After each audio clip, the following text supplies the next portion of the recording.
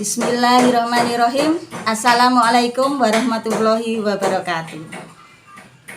Innal hamdalillah nahmaduhu wa nasta'inu wa nastaghfiruhu wa na'udzubillahi min syururi anfusina wa min sayyiati a'malina may yahdihillahu fala mudhillalah wa may yudhlil fala hadiyalah. Asyhadu an la ilaha illallah wa asyhadu anna Muhammadan abduhu wa rasuluh. Rabbi shrah sadri wa yassir li amri wahlul 'uqdatam min lisani yafqahu qawli. Ibu-ibu yang dirahmati Allah, perkenalkan nama saya Ibu Tri Irawati. Saya dari MTK PCA Anjuwire. Ibu-ibu yang dirahmati Allah, pertama-tama marilah kita panjatkan puji dan syukur kepada Allah yang telah memberikan begitu banyak nikmat karunia kepada kita semua.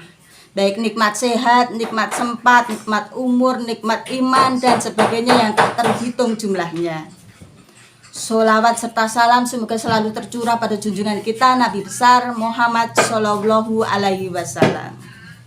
Ibu-ibu yang dirahmati Allah, pada kali ini saya akan menyampaikan mengenai istighfar.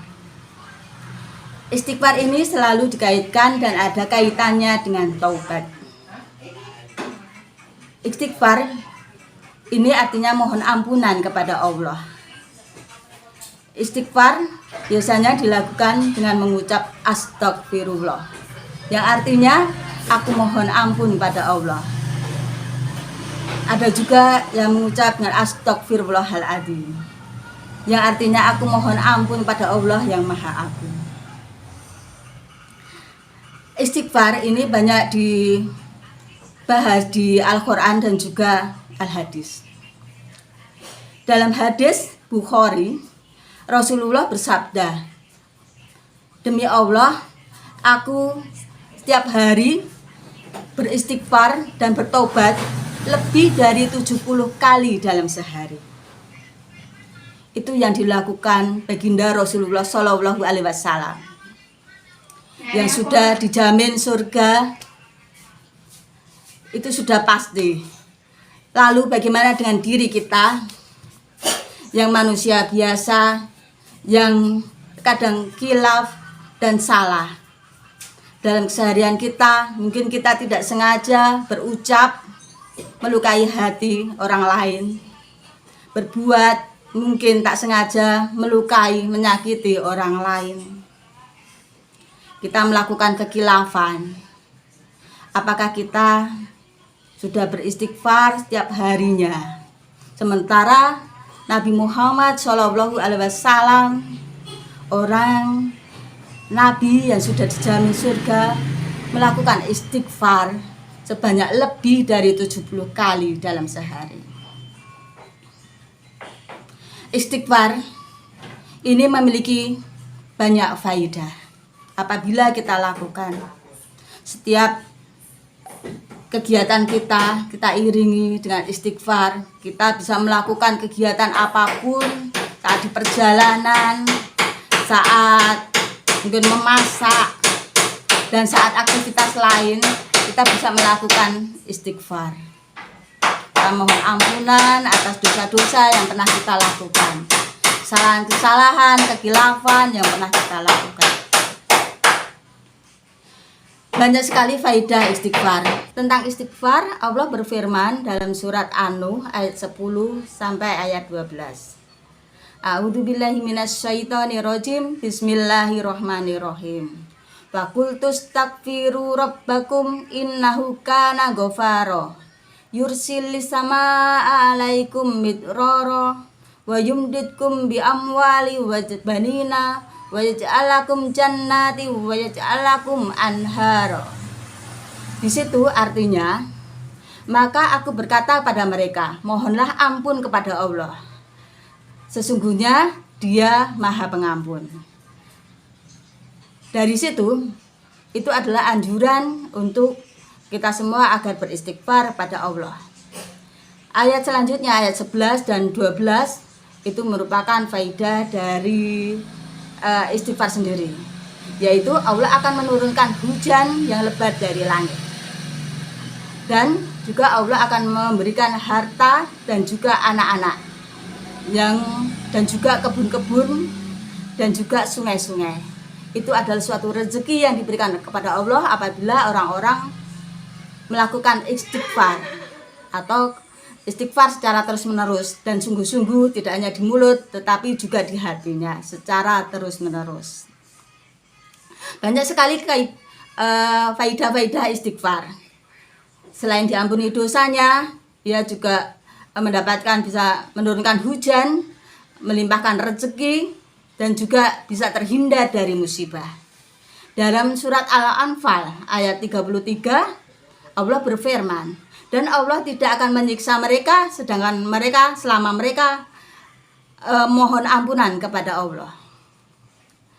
Maka mari kita sama-sama selalu untuk berintrospeksi diri, mohon tobat dan beristighfar kepada Allah.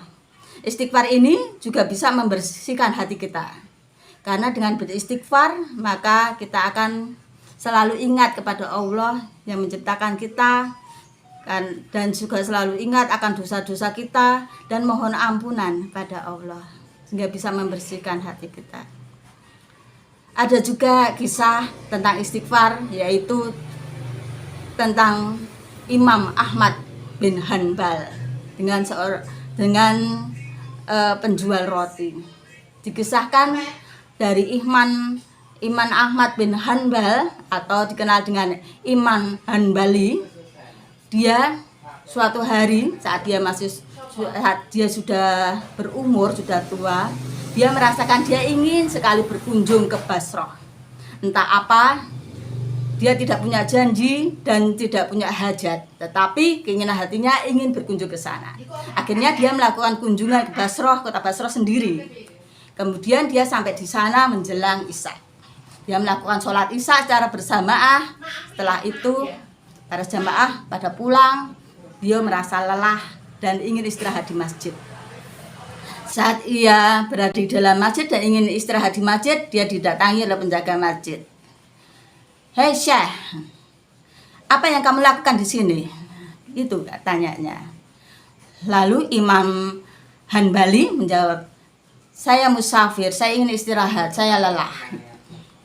"Tidak boleh, keluar, disuruhnya keluar."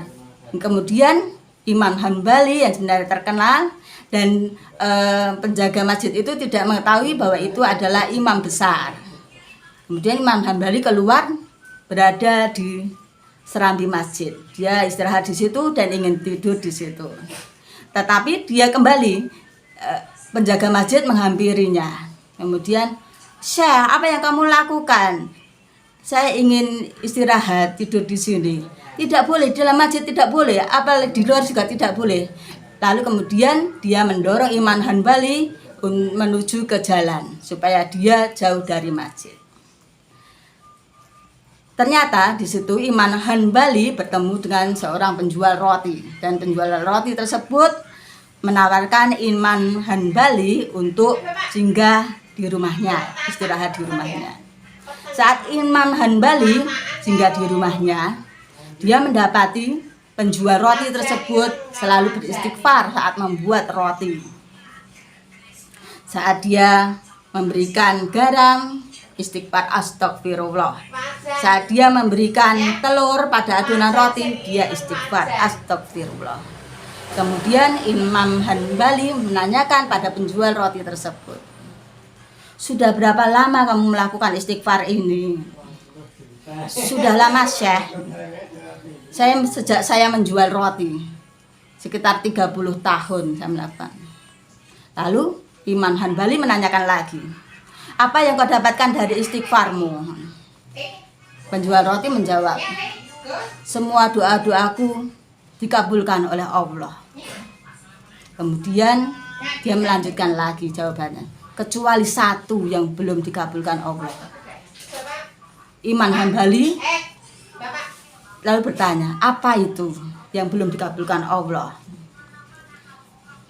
"Saya ingin dalam hidup saya, sebelum saya mati, saya ingin bertemu dengan Imam Hanbali."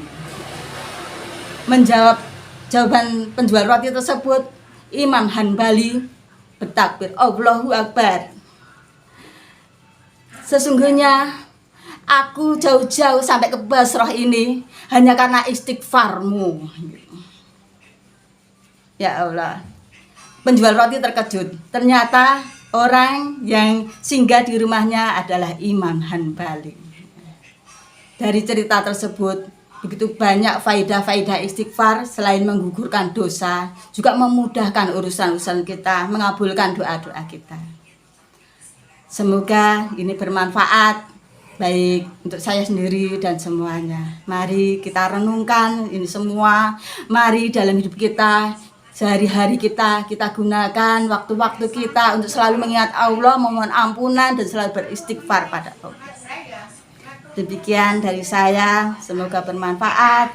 Assalamualaikum warahmatullahi wabarakatuh.